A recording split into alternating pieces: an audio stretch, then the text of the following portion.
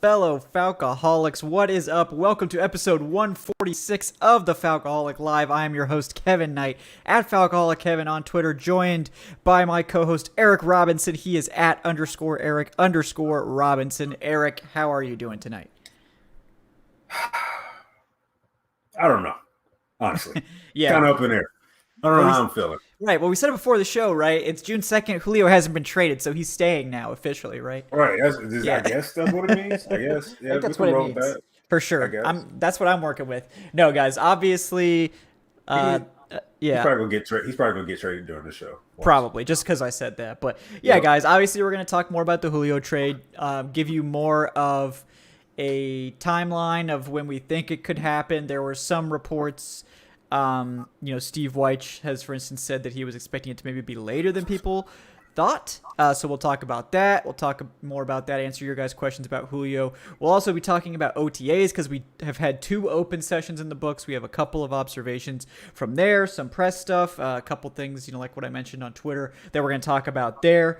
Do have to let people know that Caleb Huntley, unfortunately, did have to pull out of tonight's show. He will be joining us next week instead.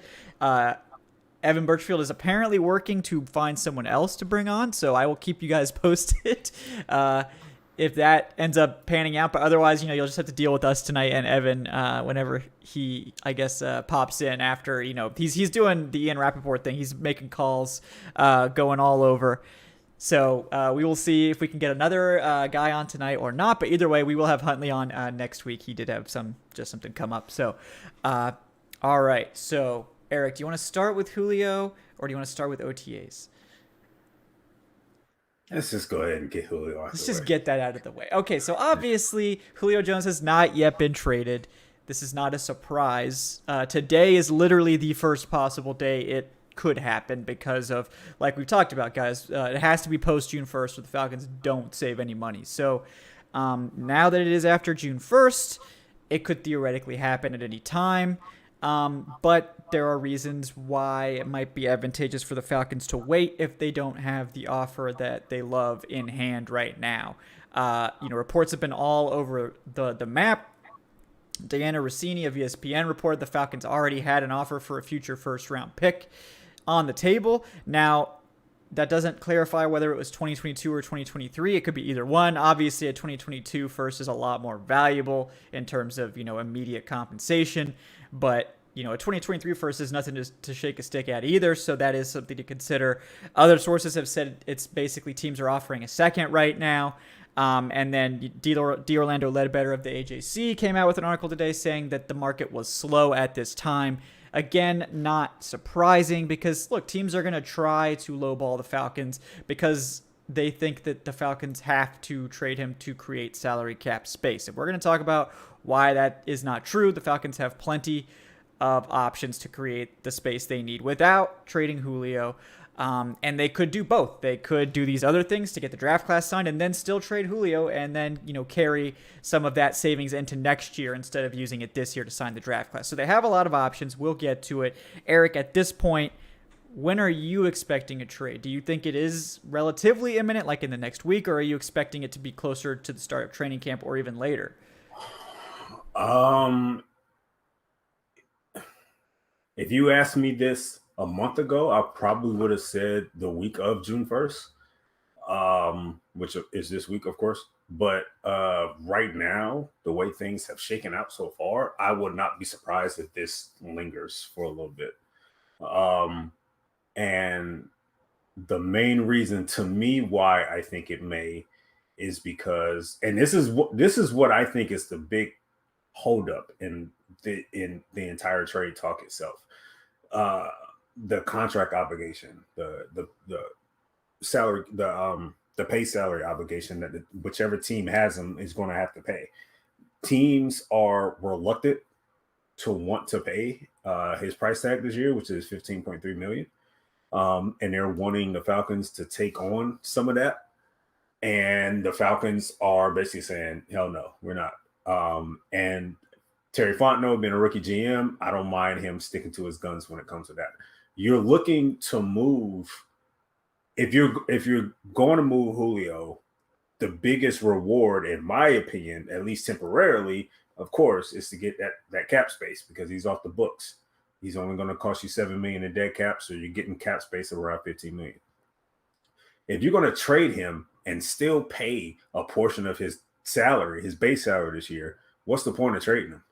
There's Right. really not, especially if the compensation is going to be at minimum. If the compensation is a second round pick, but you're still having to pay $5 or $6 million of his deal, why I don't think it's worth to part ways with an all-pro receiver that I still think is going to be, very excellent at the age of 32, coming off an injury season. I don't think it's worth it. So in order for them to make this trade, in my opinion, in order for it to be worth it, you got to make the trade. You got to get valuable compensation. We've talked on the show before.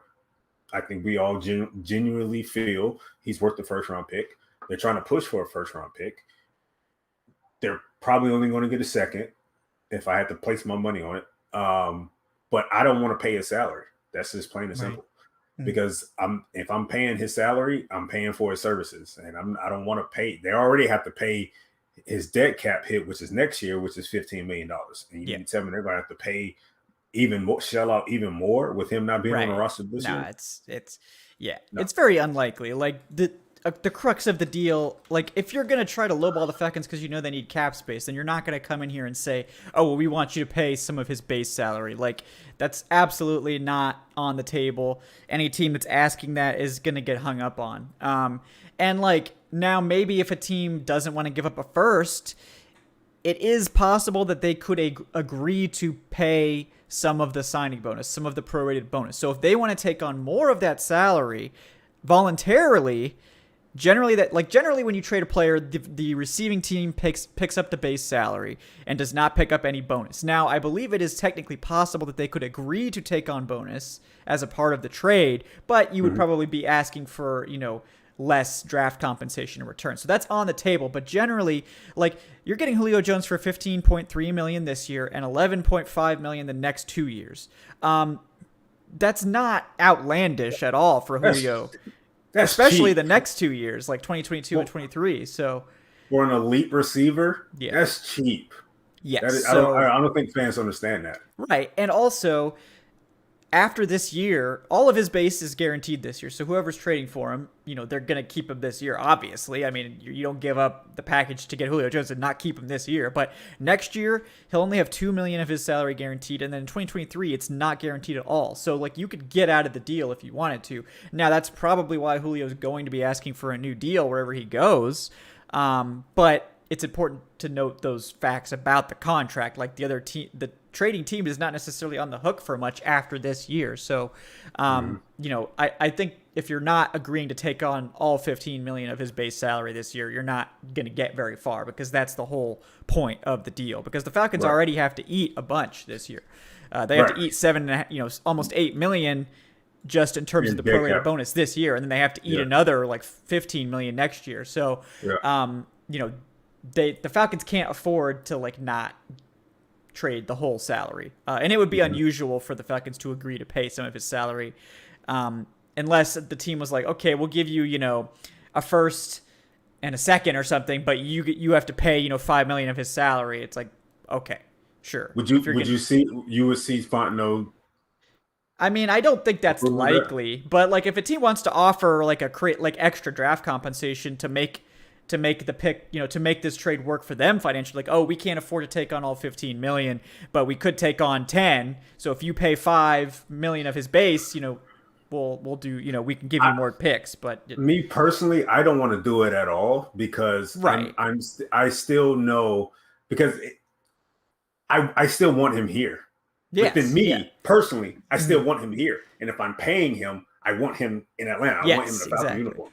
So if we're going to go that route or we're going to, push him on another team, I damn sure not going to do it for one draft pick and still have to pay some of his salary. Like, to me, that's not worth it.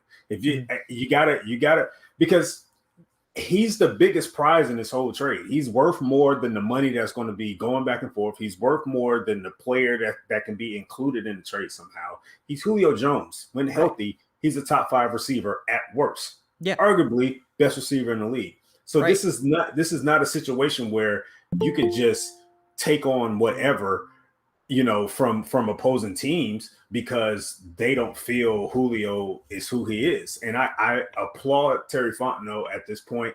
He's standing tall. He's sticking to his guns. If you want a first round pick, Terry, push for it. I don't think he's going to get it. I do think he's worth the first round pick. But if that's what you want to do, if you're hearing enough of the negotiations, push for it. If you want a player added into it, push for it. If you don't want to pay a dime, push for it, Terry, because you are a rookie GM. They're going to try to get over on you, dude. Mm-hmm. Like and that's why he can't. That's why he can't do it. And, I tweeted about it.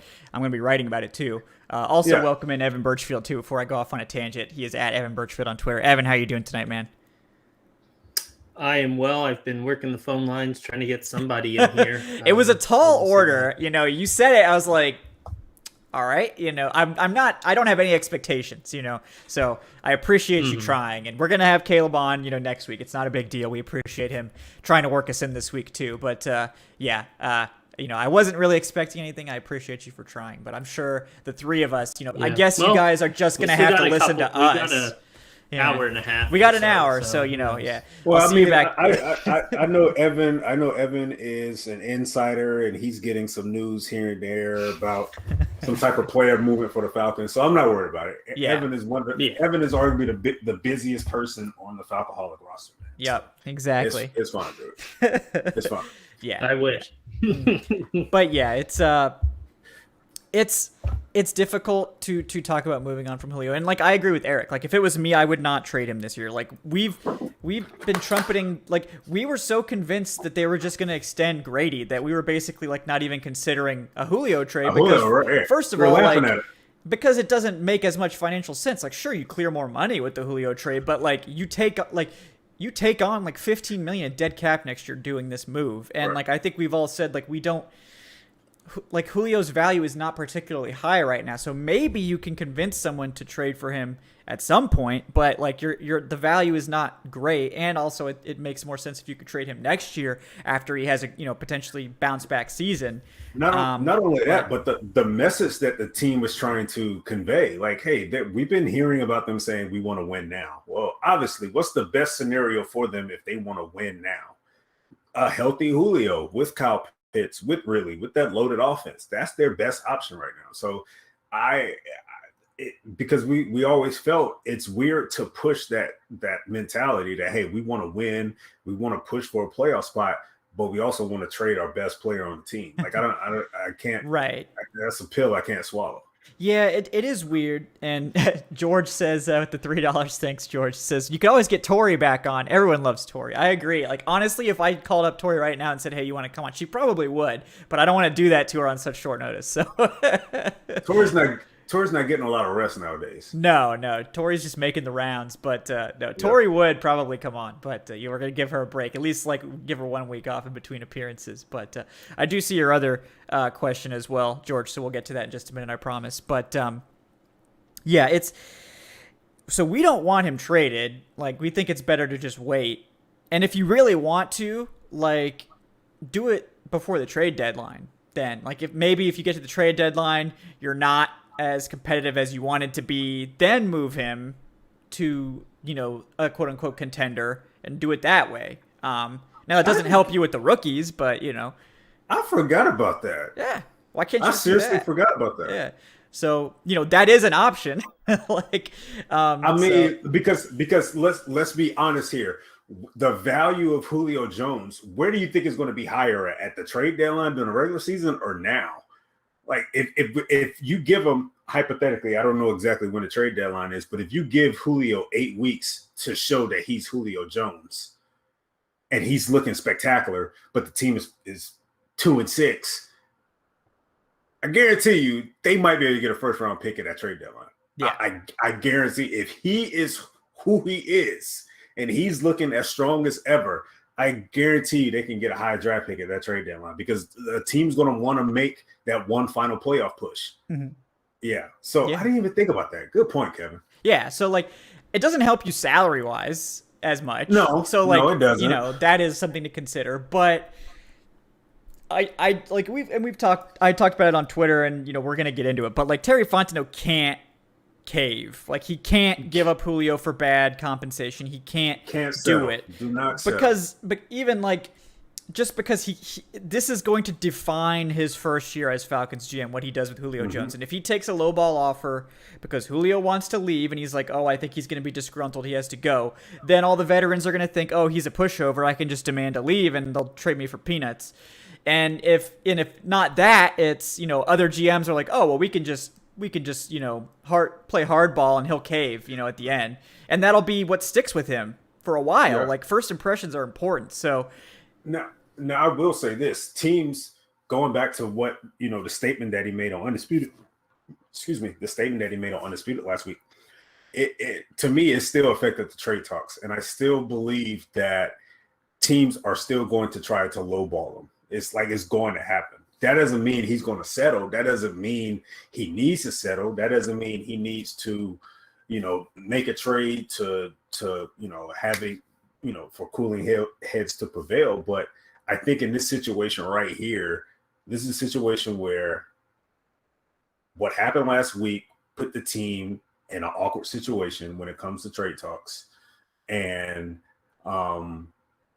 teams see that. They see that he's a rookie GM. They see that they're dealing with a rookie head coach, and they're going to try to one up them. Of course. Let's just go ahead and put it out there, especially with the GMs that we heard that he's been dealing with, like John Robinson from the Titans, Snyder from the Seahawks. Like these are veteran GMs. These guys have been around the block a few times. They made a few trades before. So, but if I'm Terry Fontenot, stick to your guns, man. If what you want is a first round pick or a second round pick and a player without having to pay that contract, stick to it, Terry. Like don't move.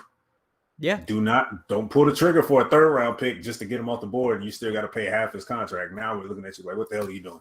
Right. Yeah.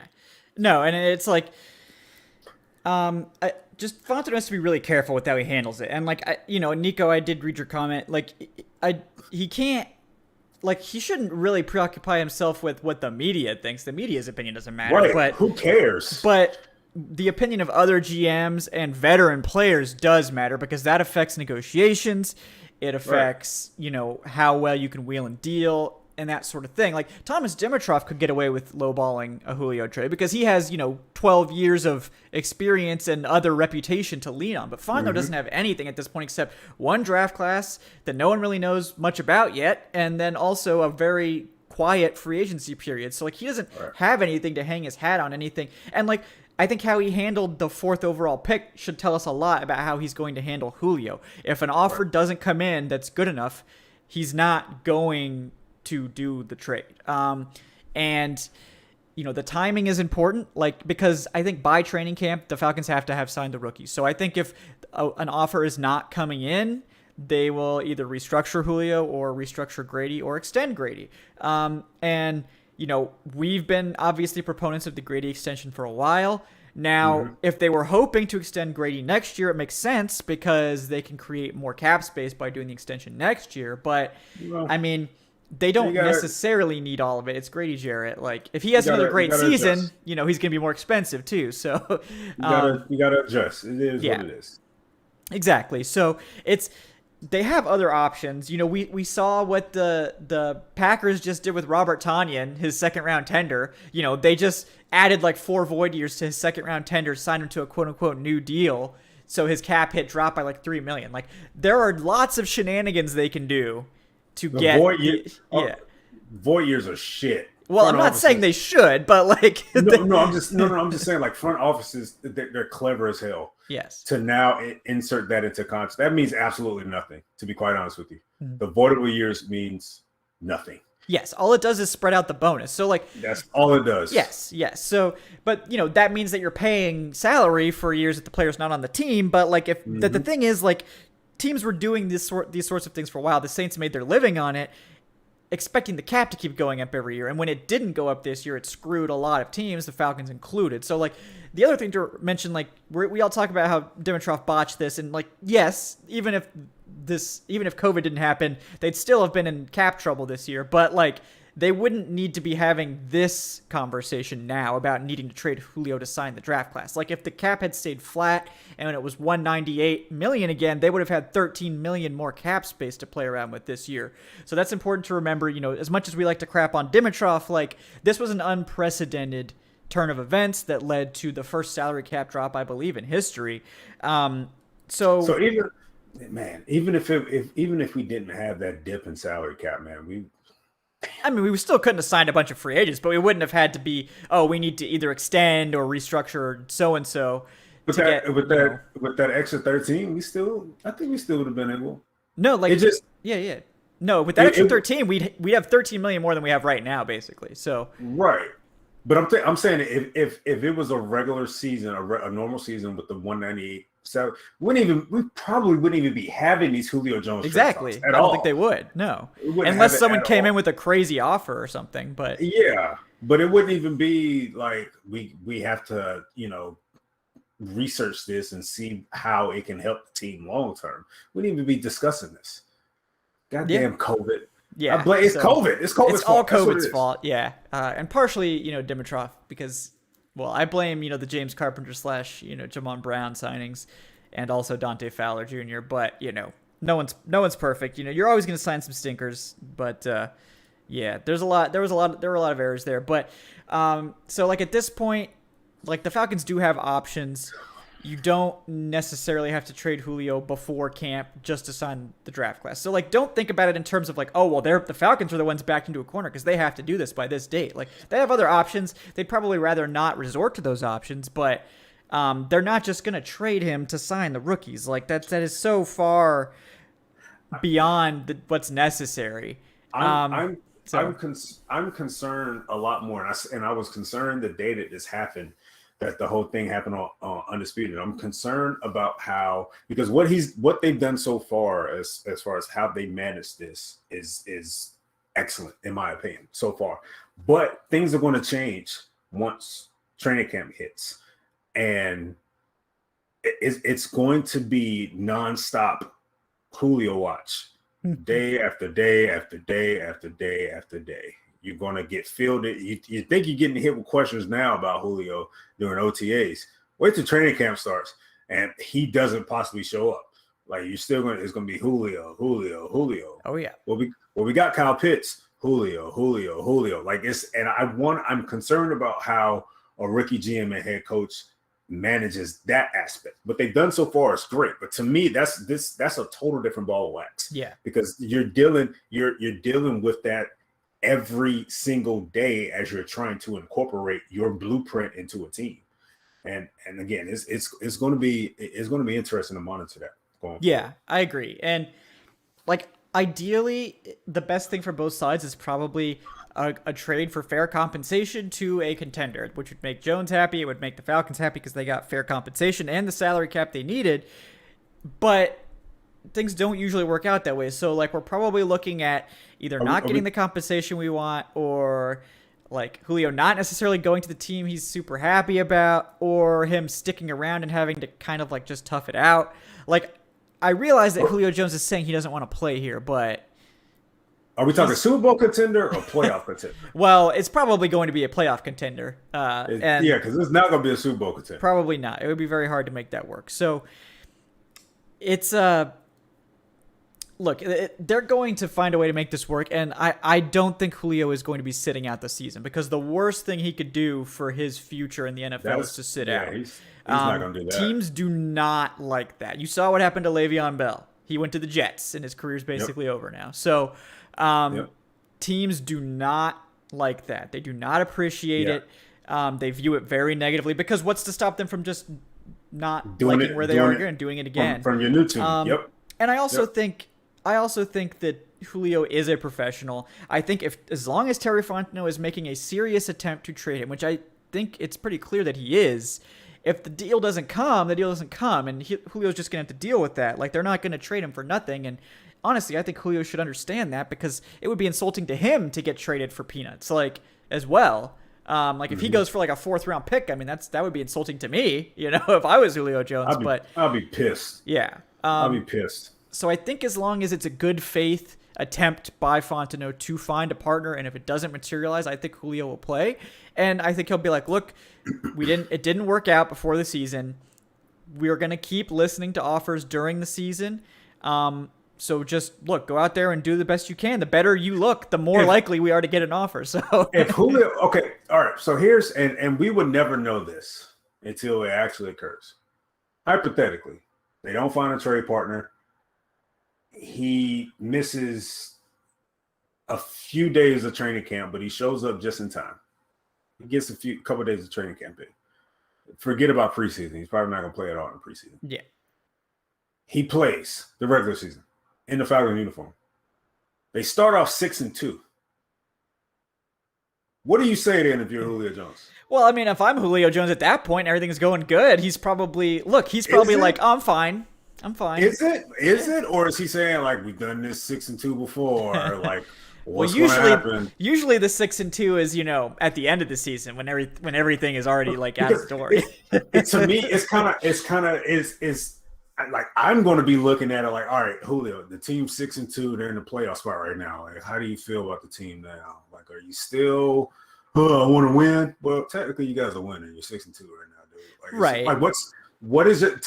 Basically, what I'm getting at is, what is your definition? I mean, I know your definition of winning is winning a Super Bowl, but I don't, in a situation like that, I don't see how you can have that sentiment when the team is actually winning with you on the field. Like, if they start off and have a great start to the season, how can you sit here and say, well, I still want to get traded because I want to win? Mean, like, that's the thing, right? Like, winning solves all problems, including everything. Personal problems. So, like, if they're winning and everything's going great, like, he might be like, if you don't get an offer, it's okay. Like, we could ride this out. And like, that's what people need to understand is like, he doesn't want to go through the whole coaching change and getting his hopes up about this is finally going to be like, we don't necessarily want to do that. Like, I'm done with that. I would like to have, consistent winning football in Atlanta. Like, I understand where he's coming from. What does he want to do? Like, okay, well, let me ask you this then. Do you think his attitude would still be the same if they hired a veteran head coach? And does it have anything to do with a rookie? I don't know. Honestly, I don't know if it has a lot to do with Arthur Smith. I honestly don't think he's had like any opportunity to really form an opinion on Arthur Smith. I mean, not Arthur Smith itself, but I'm saying like, even if they would hire like Joe Brady or whoever, any other first-time head coach, compare that to them saying, all right, we're going to hire Todd Bowles or we're going to bring back Raheem Morris, like, right? Or like, say it was Gary Kubiak or something. You think the attitude would have still been the same? Like, man, I want out. Like, I don't know. It's kind of hard. Basically, what I'm saying is, it's kind of hard to gauge. I want to win. Based on what? Like, is it based on the new philosophy you get ready to see? Is it based on the fact that you don't think there's enough talent on the Falcons roster for you to win a Super Bowl? Is it based on you think you can win a Super Bowl at another team? So, like, what is it based on? That's what's weird to me is the options to realistic options to where he could go aren't really any better than the Falcons when you consider that. Yeah, because I mean, Arthur Smith, all of a sudden there's an offensive genius in here calling plays. They lost a lot of close games last year. People forget. They also added Kyle Pitts to the offense. Right. And the team's only going to get better with that kind of group. Calvin Ridley having another season to grow. Where does he think I guess you could argue that Baltimore's got to, if they traded for him, have probably a better chance to do something. But at the same time, you're going to a team that, they've got some good receivers already in place, and Lamar Jackson's not always throwing the ball. So it's not like you're going to like to be quite honest with you, that offensive scheme is vanilla. Like that scheme doesn't even, so you're not even going to get Julio Jones type targets in that offensive scheme because of what they operate. Yeah. So, I mean, I'm wondering like, okay, what, is it a situation where he's looking at it and saying, hey, I know we're going to have a good offense this year, but I'm looking at that defense, and that defense is going to hold us back. So I want to get out of here. Okay, where do you want to go? Tennessee is a possibility. But Tennessee didn't have a great defense last year, Julio. Like, what are we talking also, about? we have the guy that helped make them great on Right. offense. We have the reason they're great. And we have the guy that was the reason why they were a good defense 2 years ago, and they fell off since then. Like, what is it based on, Julio? That's what I want to know. My fear is it's like, because we can all kind of relate to this depending on what jobs you had growing up, or maybe you still have them, where when you get the mindset that you want out, it's hard to stay. Like, even if you end up regretting it later on, which I've personally done, where I wanted out of a job and then I got out of it and I was like, man, it wasn't too bad. It wasn't. But like, you get on that you get on that like trajectory where you're like, okay, I'm getting out of here. Like, they don't appreciate me, blah, blah, blah. And unless somebody's going to come throw their arm around you and say, hey, you know, relax a little, like, we're going to fix things, you're probably out the door. And, you know, I guess it kind of, blink. that's the hope. That's the wild card. Yeah. I just Yeah. But go ahead. I'm sorry, I didn't mean to cut you off, man. Yeah, go ahead. Yeah, Evan? Evan, did you have more to add, or? Were you No. And then also, I see somebody mentioned Derrick Henry. Derrick Henry was amazing, obviously, but Arthur Smith helped him reach that next level. There was I think it was his first 2 seasons where he wasn't like hitting that stride. And then Arthur Smith just comes in as offensive coordinator, and his scheme really helped Derrick Henry succeed. Well, right. I mean, having those receivers and Ryan Tannehill, who had a pretty good season. Right. So. Yeah, I mean, it's Tennessee has some really good pieces around Julio, but I'm looking at Julio on that roster compared to Julio on the Falcons roster, and I don't see a whole lot of difference. Yeah, they may not have a Derrick Henry in the backfield, but you know what? Tennessee doesn't have a Hall of Fame quarterback. Or a Kyle Pitts. Or a Kyle Pitts. Like, it kind of evens itself out a little bit. Like, yeah, Tennessee may not have – I mean, Atlanta may not have a solid edge rushing duo and Bud Dupree and Harold Landry potentially, but Tennessee doesn't really have a solid corner like A.J. Terrell in place. They don't really have – they have the better middle linebackers of the two teams, in my opinion. So it's what do you like? There's really not much of a gap between those two teams. So I don't even know why that team is even being tossed out there, because they're not even the best team in their division. Let's just be honest. Yeah, no, Tennessee is gonna fall off. That's the thing. Like, I think that we're going to see that, like, they have the pieces to still be like decent, but like, they're gonna experience the same, like, Tennessee is so similar to 2017 Atlanta that it kind of shocks me. Like this Tennessee team, like, and I don't think their defense is gonna be as good as 2017 Atlanta either. But like, this is a team that lost their, like, lit the league on fire offensive coordinator and has an overrated head coach. But they felt like they couldn't, get rid of their head coach to keep the offensive mind, because that's, unusual to do. So they're going to now have to try to, now revitalize the offense once again with a different offensive coordinator, and try to fix the defense at the same time. And I just don't think it's going to work out for them. Like, I don't think the defense has been a problem. Like, they also have a defensive head coach in, oh God, what's his name? Vrabel. Yeah.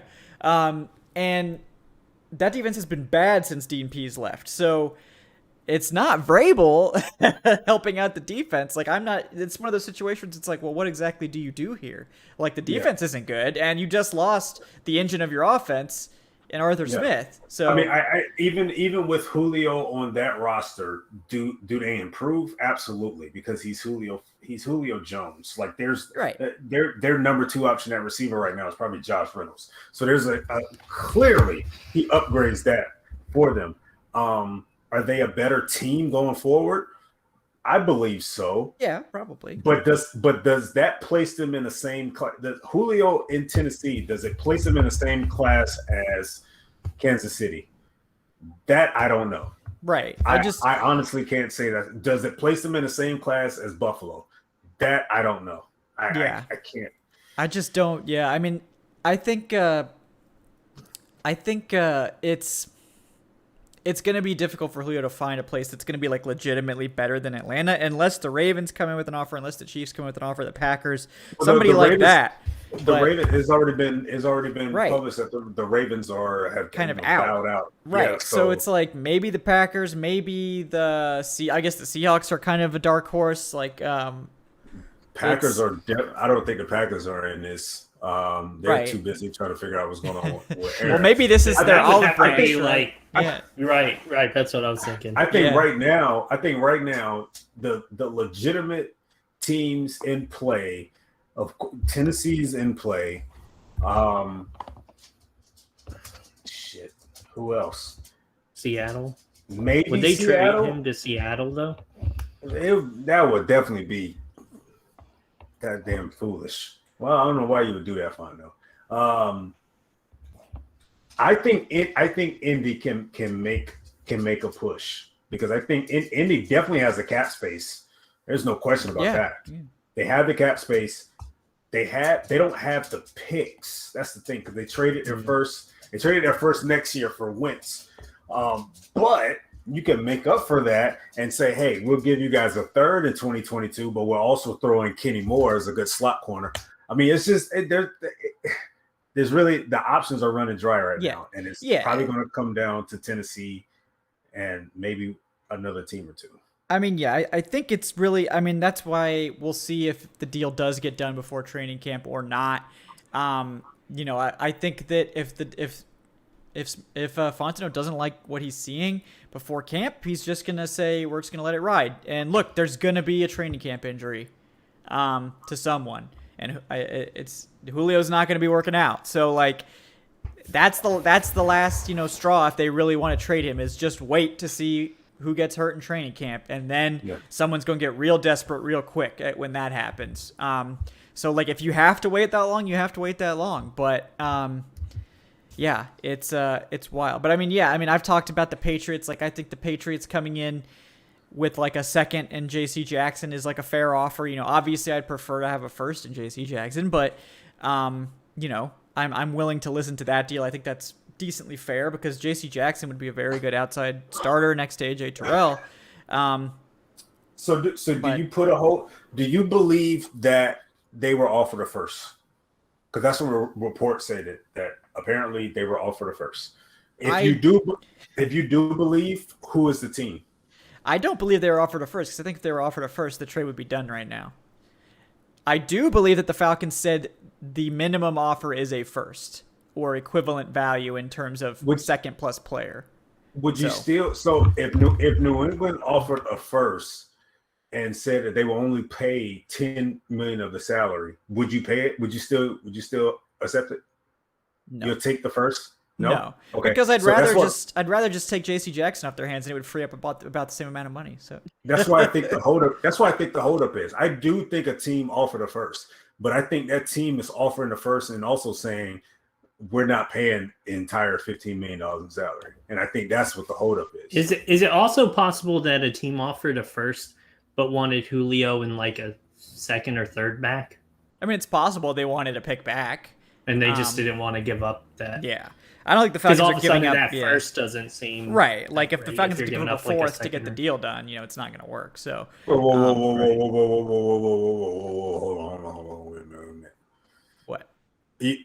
You want to pick?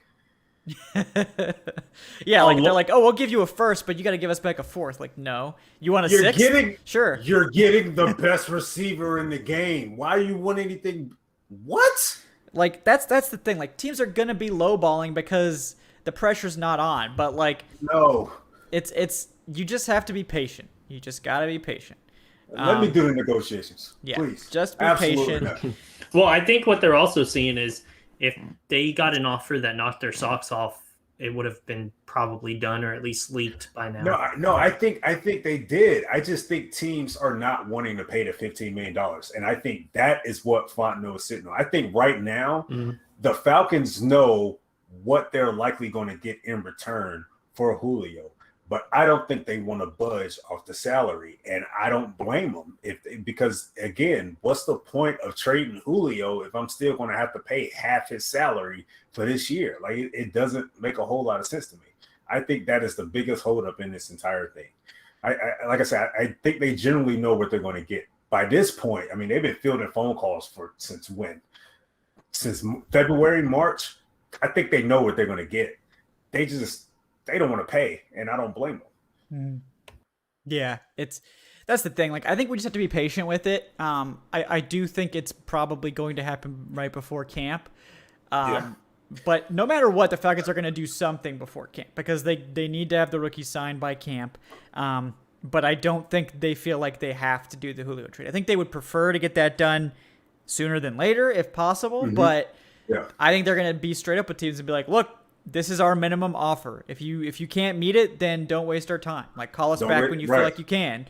And then they'll figure it out from there. And if they need to, restructure Grady because he's not willing to do an extension, they can do that. If they need to cut Gono and somebody else or do some void year shenanigans with Gono and cut Isaiah Oliver, they can do a lot of things. I'm not saying they should necessarily do that, but they have other options. Like, they can clear space. So just they're gonna play hardball because they have to, because Fontenot can't afford to do anything else. Because this is going to define his first year as Falcons GM.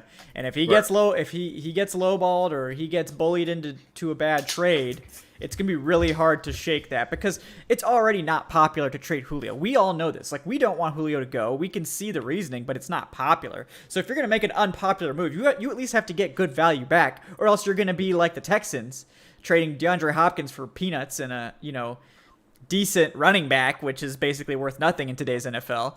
And you're gonna get filleted and then fired. So and then what? 2 years later, after trading for that running back, you end up signing 3 more in free agency this year. They were just like, oh yeah, let's just do something. Awesome. Anything, yeah. All right. So. All right. Anything more on Julio you guys want to talk about, or should we transition to some OTA stuff? That's enough Julio. We did it. That's enough Julio. Unless Evan wants to throw some stuff in, I'm cool with it. No, I'm good. I'm sure we'll be talking about it next week. Yeah. God. And the next week. Don't remind me. All right. So let's. All right, Raider Carlos. If you don't stop spamming the chat, man, I'm gonna have to silence you. So cool your jets, bud. Wait, all what right. happened? No, there's just somebody spamming chat, so yeah, don't make me do it. I will. So there's some interesting stuff coming out of OTAs. So let's talk about it. Some legitimately interesting comments. So first of all, the one that stood out to me was, so far in training camp, free agent cornerback Fabian Moreau has been starting outside opposite AJ Terrell with Isaiah Oliver in the slot. That was kind of what I think we were hoping, because he's played a lot better whenever he's been able to play outside. It hasn't been, something he's played a ton of, but I think PFF had him as like a top 20 cornerback outside, even though, he played only 200 snaps last year, but on those 200 snaps, he was a top 20 coverage grade corner playing outside. So certainly someone who has upside there, certainly has the build and the size for it. Interested to hear what you guys have to say about that. It seems like maybe the Falcons are actually going to play him in the correct spot on the outside here. I mean, yeah, I think those answers were evident during the draft. They didn't use their higher picks early in the draft to take a corner, even though we thought that they were going to. And there was plenty of really good corners on the board, but they decided to go elsewhere. So I figured Moreau was going to get the first look as far as starting opposite AJ Terrell. I am curious, though, what happens with Isaiah Oliver. He kind of sort of had a mini career renaissance last year after Raheem Morris took over, and you saw a lot better play out of him, and he mostly was because he was playing in the slot. I think Kenneth Sheffield is fighting for a roster spot. It's that's pretty evident. To be honest with you. Yeah, I think mean, I know it like riled some people up when I didn't have him making the roster. Yeah, People were pretty spicy about that. he's not. I mean, I don't think he's necessarily like not going to make the roster, but I mean, I think it's certainly something that should be on people's radar. I don't think it's a sure thing.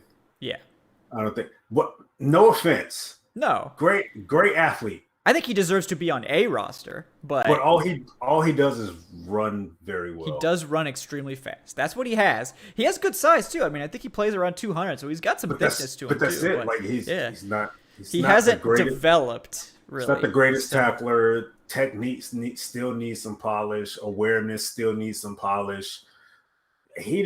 Ball tracking ability still needs some polish. Again, the only really thing he can do very well is he can run. That's it. That sounds like a special teamer. That doesn't sound like a key guy in your cornerback rotation. So I think he really is fighting for a spot, man. It's not a guarantee. It's not a sure thing. Yeah. So I like that. You know, we were also hearing that Isaiah Oliver, you know, getting the first chance in the slot. So, you know, I think he played a lot better there. Yeah. So, you know, that's cool. You know, Avery Williams and Darren Hall, you know, you're the one that's watched Hall. You know, you think he's more of an outside or a slot guy in the NFL? I think Hall is more of a boundary corner, and I think Hall is going to be the one that's going to give Sheffield a fight for that roster spot. I think Hall's going to make the roster. I would be pretty No, shocked. he's going to make the roster. I'm just saying, like, if Sheffield wants to stay on the roster, that's one guy that he's going to have to be better than, and I'm not quite sure he will be, to be honest with you. Darren Hall is the one thing Darren Hall has that Sheffield doesn't show is instincts.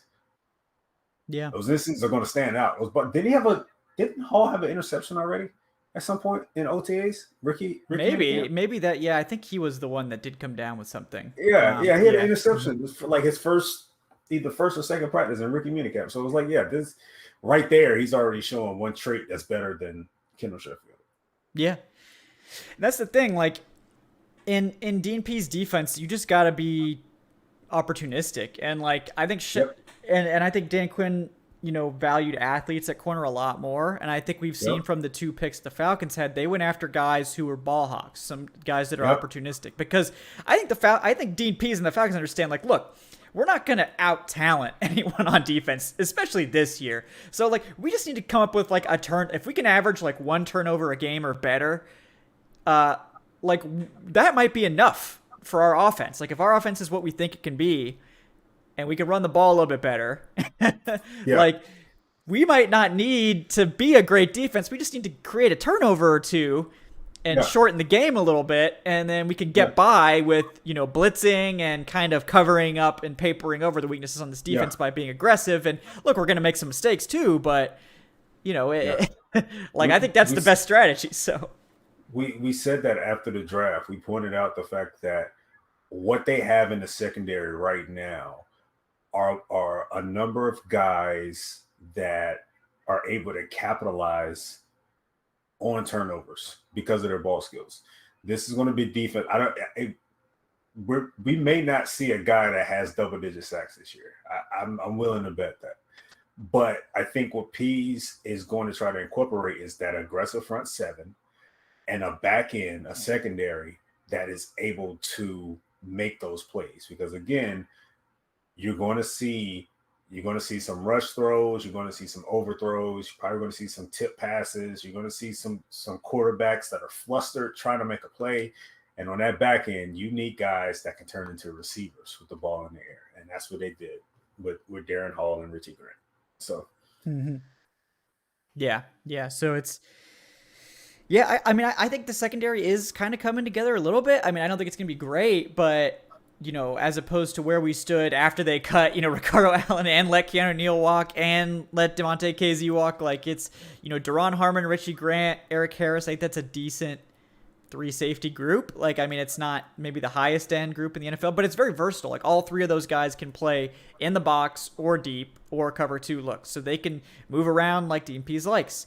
You know, I think the corner group is not great. I mean, we'll have to see how the rookies do. And, I do think if they make another addition, a cornerback or a linebacker are probably the two most likely spots that are maybe edge on defense. But like that, J.C. Jackson would be perfect. Like that, I think would really take this over the edge. You don't have to force Fabian Moreau to start outside, but I think Fabian Moreau is probably better as like your corner 3, your primary backup, and then you can have Oliver in the slot or whoever. But yeah, I think Moreau is fine. I think so too. Honestly, like I think he's fine. He's not as good as J.C. Jackson, but right. He's not a special type of talent. But I think he's going to be just fine out there. He played very well at times in Washington on the edge. It was the slot where they tried, and Washington tried to make him be a slot corner, and that's not his thing. Yeah. And that's where he went awry. But I think I like him out there on the edge. Yeah, I like that a lot better too. So yeah, we'll see with Darren Hall and Avery Williams. Like, I don't know if he's going to get a lot of run on defense this year, but I think they're going to see what they have and see if they can trust him to play the slot in the future. Maybe, he's a guy that just needs more experience, I think. But I think his freshman and sophomore years, he had 8 and 9 pass deflections in each year. So he's a guy that can get his hands on the football. Size is really his thing. So we'll see if he can carve out a role too. But yeah, I mean, Williams, his path will be special teams, and we haven't heard too much about how that competition between him and Roland is going. But I think Darren Hall probably pretty safe. Kendall Sheffield is someone who we talked about probably going to have to show something in camp, unless he's banking on them keeping 6 corners, which we know Dean Pease likes to run a lot of 3 safety stuff. So them keeping 6 corners is not a guarantee. They might want to keep 5 safeties. TJ Green, I know, is a guy a lot of people don't know. TJ Green is a good player. Like he's a decent, extra safety, and they still have Jalen Hawkins too. So they might want to keep 5 safeties. We'll see. I think a lot of that also is going to depend on, and we just got done with this. What is the result of a Julio trade as far as clearing up that cap space, because of they get the cap space that they're looking for, they're going to have some extra cash to bring in some free agents this offseason. And there's still a couple guys out there on the market at safety that I think, the team may give a look. Malik Hooker is one guy that comes to mind. He's often injured, but if he's healthy and he's able to incorporate those ball skills as well, he's going to be a nice pickup for this Falcons secondary, in my opinion. Yeah, I agree. So, all right, next topic, left guard battle. One of the most interesting battles, most important battles of training camp so far. It looks like Josh Andrews is leading the competition, which is not surprising because, like we said, like I said on Twitter, he's a veteran. He's probably going to get the first crack just because of experience. But Evan, I'll let you get a word in here. So I feel like we've just been talking. But what do you think about the left guard battle so far? Are you surprised that it's Josh Andrews leading the list right at this time? No, because it's super early and he's more of a veteran than Jalen Mayfield, who I imagine most of us probably expect to win the job in the end, or at least I do. Yeah. But yeah, I mean, I think it's just, they do this every year where they have, some players at different positions in there and they don't end up being the, starter come season. So yeah. Yeah. Not too worried. Yeah. Yeah. What about you, Eric? What do you think about Josh Andrews starting at this point? I hope he's not the starter in week 1. I don't think he will be, for the record. He better not be. I mean, they do this every year at other positions, right? You're right. They do, but there's still that possibility because his competition at this point is a rookie who's transitioning from right tackle. So it's like it's not like they drafted a guy in the 2nd round that they know for sure is eventually going to take the spot. Like it's just they're putting him there because he's the veteran. He gets first dibs. I get it, but if Josh Andrews is the starter in week 1, going up against Fletcher Cox and Javon Hargrave. Yeah, that's going to be tough. It's going to be bad. Yeah. Josh Andrews has never played as even an average starter in his limited They're in starts. trouble, guys. So that's not going to be great. They're in trouble if that's the case. They're probably in trouble no matter what, but we'll just hope for the best. But yeah, so I guess to me, I still expect it to be Jalen Mayfield, because I think they're just gonna want. I think they're gonna basically be like, look, we're gonna get our most talented guys out there, and this is just gonna be the year where we're gonna take our lumps. Like, we're gonna get our guys out there, get them experience. We're going to run the ball as much as we can. We're going to run a lot of play action. We're not going to ask Matt Ryan to take any deep drops or hold the ball too long. And these guys are going to, take their lumps, and they're going to get beat. And then hopefully by the end of the season, they're ready to go. And we could go into next year knowing that this is, the group that we need. We don't need to add a bunch more resources to it. I think Jalen Mayfield is just the most talented player. And he's really big and strong and fast, and those things all help. Like, if you don't have the technique, if you're really big and strong and fast, that covers up a lot of problems. So I think that Mayfield is just going to find his way onto the field. If it's not week 1, it'll be soon. And I think they need to see him and see if he can be the guard starter as soon as possible. And that's my prediction. I wouldn't count out Matt Gono necessarily, but I feel like it sounds like Matt Gono is more competing at tackle. So that doesn't surprise me either. I think he's a better tackle than guard, but we haven't heard much about Drew Dahlman yet. He's also a rookie, so he's Matt Hennessy is apparently starting at center right now. Also not a surprise. The guy Matt Hennessy does have the advantage of a year of starting experience. We know the new coaching staff likes Dahlman because they drafted him, but I don't think it's as big of an indictment on Hennessy as people think. I mean, it's only a 4th round pick. And I think they needed a backup center really bad. They didn't have one on the roster. So the Drew Dahlman pick to me doesn't signal that they don't like Hennessy. It's maybe more that we need a backup center. We might as well get a guy that can compete to be the starter rather than, a veteran off the pile who, we would never want to be more than our backup. So between, hopefully Hennessy and Dahlman, they could get a quality starting center. So Right. Yeah, I think they're bringing in competition. They're obviously placing a onus on that. And I'm not going to sit here and say that Hennessy's job is up in the air. I think it's possible that he can still, win the job and be the starter in week 1. I just think right now they're trying to bring in some competition for him. They want his play to be better than what they saw last year, which I don't think is fair because it was pretty much a sample size. But again, I'm not a coach, so especially at center, it was. I think his 2 starts was against the Chiefs and Bucks. Yeah. His first 2 starts at center was against Chris Jones and Vita Vea. Like, yeah, that's not really a fair barometer to say, okay, this guy can play in the league or he can't. Like, he went into the he got his minutes at a very unique time of the year, but they're trying to have some competition here. But I honestly, like you said, Kevin, I hope Mayfield wins that left guard job because I'm really not comfortable about that position. Yeah. And I know a lot of people. Yeah, and I know a lot of people like Corey. Mentioned it. The Hennessy was struggling last year. He struggled at guard. And he had to play Chris Jones, so I don't necessarily blame him for struggling. Again, he struggled at guard, right? As a rookie, didn't play at all until week. It was 15, right? Yeah. And his first start was against an All-Pro defense. Yeah, and then the next week it's now you got Vita Vea and the right. too. And he did play better against the Bucks, but. As the center, that's still a tough test. It man. is. Come on, so I mean, so I wouldn't necessarily form too many opinions on Hennessy from that 2-game sample size. And he didn't get blown off the turf by Chris Jones. I mean, the Falcons were absolutely in position to win that game. Thank God for Koo. The true hero, missing that field goal to preserve the draft position. But, he was good enough, not that you would want to go into the next year with him as your only starting option. But I think that we don't necessarily have to worry about Hennessy being a liability.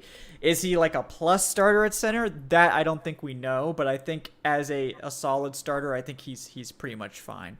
Dan the Man asks about Caleb McGarry, and I'll get to that in 1 second. We did miss an early donation from George Costanza, so I wanted to get to that before I completely forgot about it. George with the $5 from very early in the show. Thanks again, George, for that.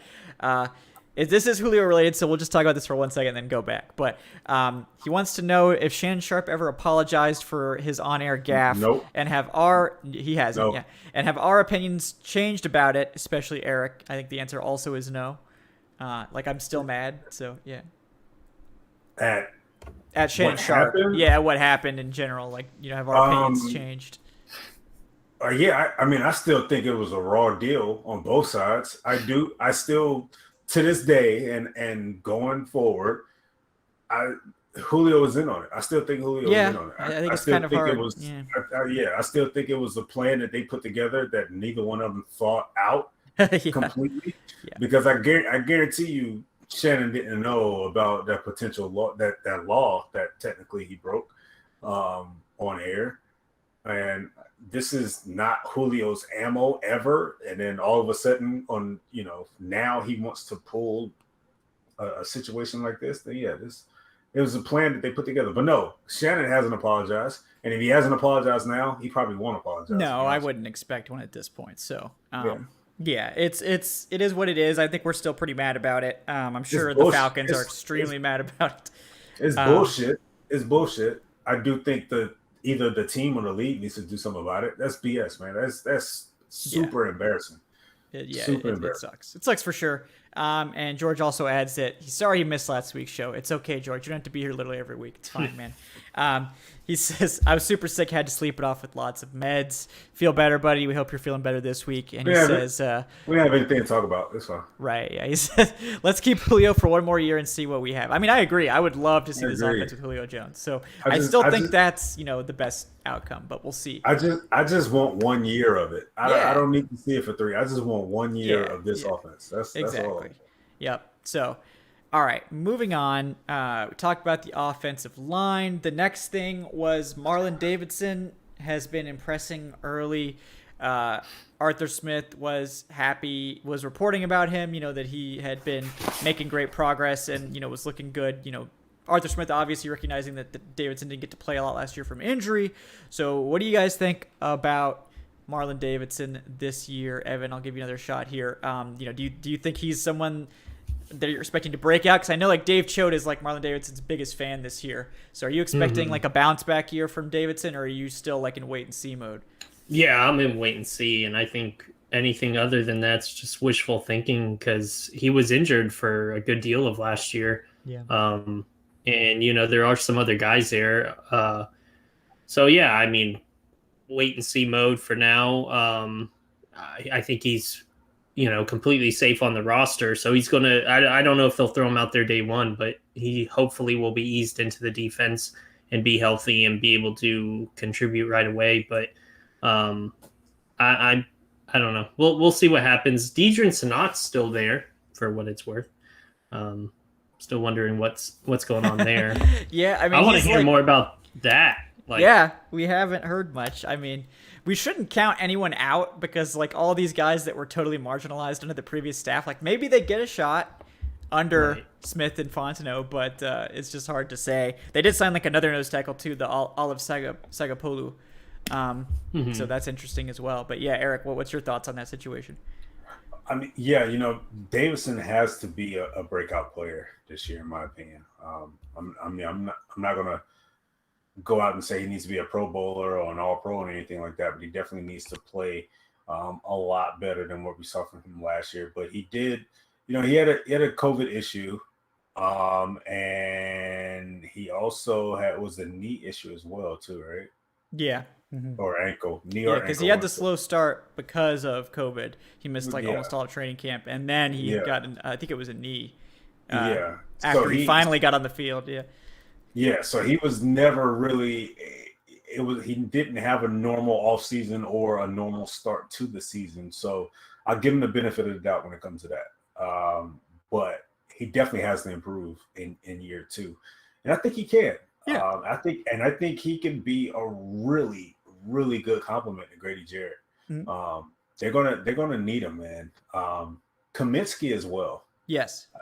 Those two guys, we need to they need to show some type of elevation in play in order for this defense to even field, a competent one. Yeah. Yeah, I do think that we're going to see. I wonder if Kaminsky in particular is going to play more edge, because he is a freak athlete, like absolute freak. So if he can drop like 10, 15 pounds, get back to that like 265, 270 range, he's like one of the most athletic edge guys they have. And he was originally drafted as an edge, that's what he played in college. So like they don't have a great depth number of edge guys. They have a lot of interior guys. So I wonder if they're looking at Kaminsky as more of an edge rusher. He's someone that can actually stand, like, and it's Marlon Davidson too. Like he did it in college. Like he stood up and rushed off the edge at like 285. I don't want Marlon to stand up. No, I don't want him to stand up either. I want Marlon to be. I want Marlon to be our. Well, I don't even want to put that type of level of expectation out there. But excuse me. I'm sorry. I want Davidson to play opposite Grady at the 5 tech. I want those two with the hand in the ground, and being two pillars on that defensive line. I'd rather have Kaminsky at 5 tech than stand up, because that's something he's not used to, in my opinion. Because you got to keep in mind he played like hand in the dirt, like 7 tech, 5 tech edge in college. Was he a quarterback or a tight end or something? I can't remember exactly. He played high school. He played off on the offensive side of ball high school, and he got the colleges when he transitioned to defensive line, and that took a little bit of time. Yeah. And when he finally got drafted, they played him more at defensive end on the edge as a 5 tech. And I still think he's still trying to get a feel as far as what he actually is as a football player. Yeah. So I don't know if he. I mean, we'll see. I just like him better at 5 tech right now. I say let's just keep him there. But yeah, that makes sense to me. And like I think that he will get some opportunities on the edge too, just because they're going to move guys around. But like, yeah. I mean, yeah, life would be so much better if Dante Fowler would get his shit together and actually rush the passer. Yeah. Also notable, Dante Fowler not at OTAs. Awesome. Of course. Of course. Yeah. Yeah, whatever, dude. You don't need OTAs. You had one damn sack last year. You don't need OTAs. You need. Yeah. John Kaminsky, though, he 9.42 RAS, ran a 4.69 at 286 pounds. That is absurd. That speed adjusted 40 has got to be like one of the best of all time. Like, how tall is he? 6'5" and 2/8. 286. What's his almost wing, two. Let's see. Wingspan. His arm length is 33.5. I don't. Yeah, that's not. I mean that's pretty good. It's not great. Yeah. It's pretty good. It's not great. It's fine. But yeah, man, that 4.69, freaking. That's why you see him on special teams, like streaking down the field like a huge man, because he runs a 4.69. That's crazy to me. But that's nuts. That is nuts. But I just remember that. Yeah. This is crazy testing. But yeah, it's we'll see what happens with the rotation there. But yeah, I think if Marlon Davidson can be an impact player like you hoped he could be last year, that definitely makes the D-line look a lot better. You don't have to have as much pressure on the edge guys. Like if Kaminsky and Davidson can, like if you get a 3-4 package of like, Grady Jarrett, Kaminsky, Marlon Davidson, and Dante Fowler, and then maybe another stand-up, rusher somewhere, like that. If Kaminsky and Marlon Davidson are playing, better, and Fowler's not a complete, waste of space, then that's not the worst defensive line in the league. They're still going to have to blitz probably against good offensive lines, but, I think it's at least serviceable, I guess is what we could say. So ideally you want more than serviceable, and edge was just the position where they had to kind of punt. Like they just it didn't fall the way they wanted. I don't think they loved the class based on the players they took. We still have Ogundeji, so we'll see if he can play too. I'm sure he'll get a chance, because there ain't nobody in that rotation that's necessarily standing in his way, except maybe Fowler and Barkevius Mingo. So again, this is where we wanted, the possible result of a Julio trade comes into play because Houston, man. Justin Houston's go out get there. him. Bring him home. Fontenot. Let's go. Jack Crawford. Stop doing that. Jack Crawford. Stop. He's got the Tennessee connection. Stop doing that bring him home thing. Bring him home, Fontenot. Stop. Stop. I hear it every day from Georgia. Stop. Bring him home. Jeez. Yep. Oh, you guys bring Gurley. I thought you were talking about bringing Jack Crawford. No. Like, no, Georgia fans, they want to bring every former Bulldog to Atlanta. Like, bring Gurley back. No, let's not bring Gurley back. Does he want to play for Vet Men? Okay, sure, but that's it. No, I don't even want him. I don't want him back for that.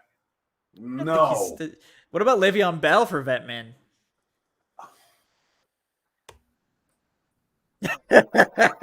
Just like, ooh.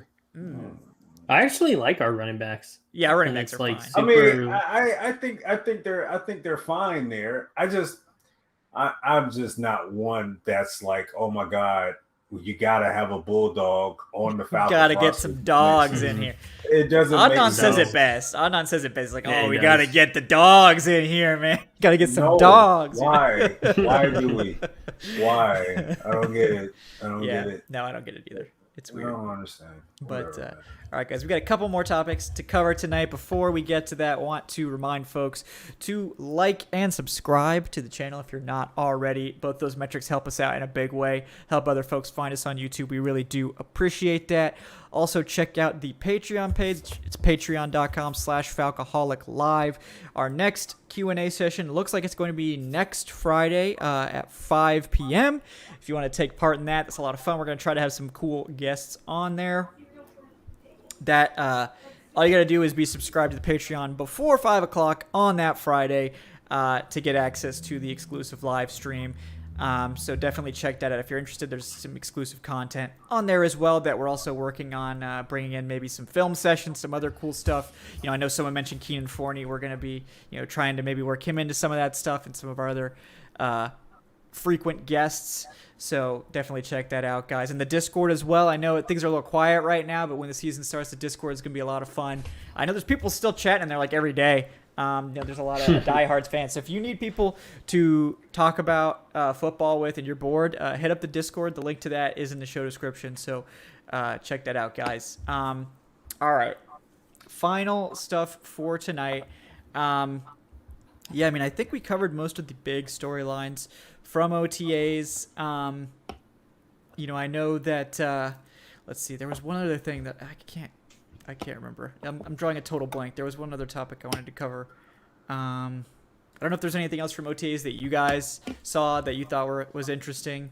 No, not really. Surprisingly, no. I haven't really. It's been pretty quiet. Yeah, it really has, and that's partially because of what's going on.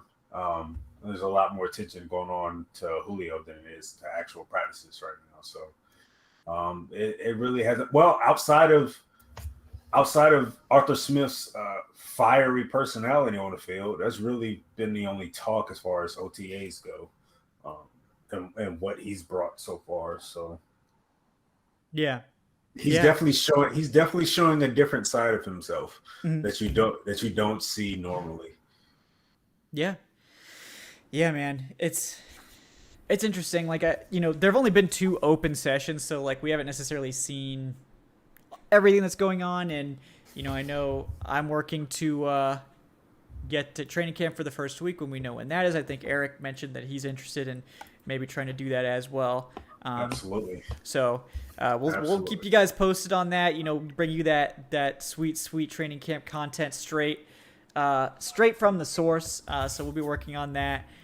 Maybe the possibility of covering some preseason games as well. So we'll keep you guys posted on regular season too. Of course. We're definitely, we really don't have a Wharton-like overview over the Falcoholic now because somebody is gone. Yeah. So now they actually respond to Evan's PR emails now. They don't always agree to them, but they at least respond. Oh, they're super nice. Oh yeah. Again, because there's right now. Yeah, right now with the Julio stuff, that kind of makes getting people on and stuff Right. difficult, but They probably don't want they're anyone to super say cool. anything. Yeah. But They're good people. But you don't have to worry about that hawk in the sky anymore. Oh yeah. He's no longer there. So we may have a chance now as Falcoholic. We may have a chance. No, I'm sure it's going to be good.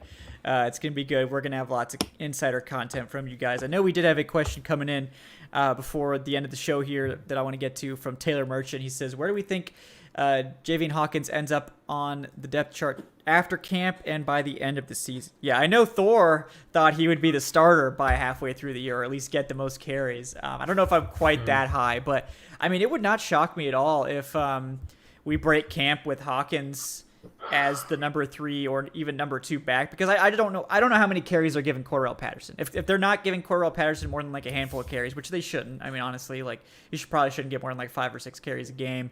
Probably should get more targets than that, honestly. But I think Hawkins could be the RB2 when we break camp. I have a hard time seeing him like overtaking Mike Davis this year, assuming there's no injuries, which, we'll hope for the best on that front. But, I think Hawkins, he doesn't, like, nobody else on the roster really fills that role. I guess Tony Brooks-James does to an extent. But as we've said, like, Brooks-James is fine, but, like, he was a guy signed to a futures contract by the previous regime. And, like, he's not necessarily someone who factors twice. Yeah.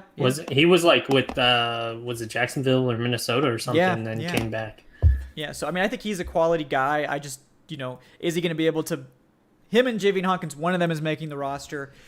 Allison and Huntley, who we're going to talk to next week, one of them is probably making the roster. So there's some battles here. I think Hawkins is pretty clearly the favorite for his spot. We'll have to see how Allison performs this preseason. Huntley, obviously, I'm sure is hungry. He's coming in, and is going to be trying hard. And, we're going to talk, like we said, we're going to talk to him next week. We're going to hear about his skill set and how he's been doing at camp so far, but it's gonna be tough competitions up and down. So I do think Hawkins has a great chance. But what do you guys think about Hawkins this year? I think reasonable expectations would be him being the third down back, him taking that Ito Smith role. Yeah, I think that's probably going to happen. As far as him being running back 2 going forward, I don't know. We'll see, because they're sounding like they're wanting Cordarrelle Patterson to be the backup running back, which I don't know if that's smart. I think Patterson is like, they might like call him the RB2, but like Patterson is going to be everywhere. Let's put it together. Yes, exactly. Mm-hmm. I don't think he's a guy that if Mike Davis gets hurt, Patterson's not taking 15 carries a game. No, but for depth chart roster purposes, I think Cordarrelle is probably going to be a running back 2. Just on paper. You can pencil him in absolutely to the roster, no questions asked.